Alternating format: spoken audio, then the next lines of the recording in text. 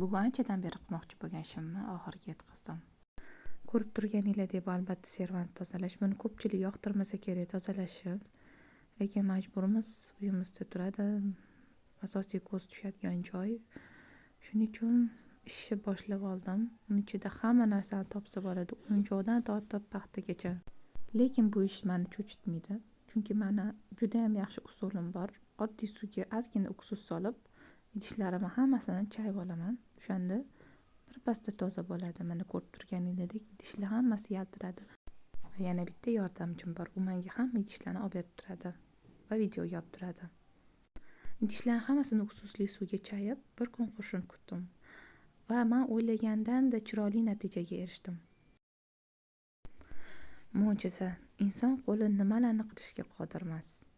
Mana o'zingizlar ko'rganinglardek hamma idishlarim yaltirladi. Oynalargacha. O'zimdan o'zim xursand bo'lib ketdim. O'zim baxtimga o'zim har doim sog' bo'ling. Kirib kelayotgan ro'za Ramazon oyi hammamizga muborak bo'lsin. Bu oy hammamizga baxtli, omadli, barakali bo'lib kelsin. Videoimga like bossiz juda ham xursand bo'lardim. Rahmat.